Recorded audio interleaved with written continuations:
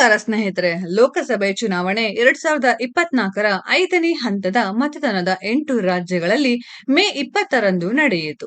ಮಹಾರಾಷ್ಟ್ರದಲ್ಲಿ ಬಾಲಿವುಡ್ನ ಎಲ್ಲಾ ದೊಡ್ಡ ಸ್ಟಾರ್ಗಳು ವೋಟ್ ಮಾಡಿದರು. ಇದೇ ವೇಳೆ ಬಾಲಿವುಡ್ನ ಖ್ಯಾತ ಜೋಡಿ ರಣವೀರ್ ಸಿಂಗ್ ಮತ್ತು ದೀಪಿಕಾ ಪಡುಕೋಣೆ ಕೂಡ ಮತದಾನ ಮಾಡಲು ಆಗಮಿಸಿದ್ದರು.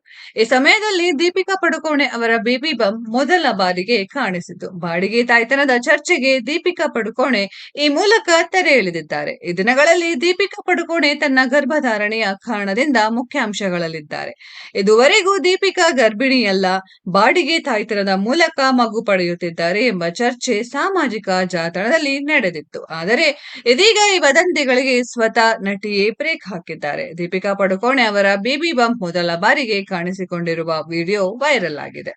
ಈ ಸಮಯದಲ್ಲಿ ಅವರ ಪತಿ ರಣವೀರ್ ಸಿಂಗ್ ನಟಿಯನ್ನ ಕಾಳಜಿಯಿಂದ ನೋಡಿಕೊಳ್ಳುತ್ತಿದ್ದಾರೆ.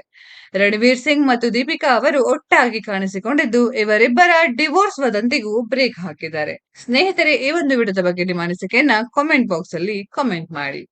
ಈ ವಿಡಿಯೋ ಇಷ್ಟ ಆಗಿದ್ರೆ ಲೈಕ್ ಮಾಡಿ, ಶೇರ್ ಮಾಡಿ, ಚಾನೆಲ್ ನ ಸಬ್ಸ್ಕ್ರೈಬ್ ಮಾಡಿ, ಪಕ್ಕದಲ್ಲಿ ಇರೋ ಬೆಲ್ ಐಕಾನ್ ನ ಹಿಟ್ ಮಾಡಿ. ಮುಂದಿನ ವಿಡಿಯೋದಲ್ಲಿ ಭೇಟಿಯಾಗೋಣ. ಧನ್ಯವಾದಗಳು.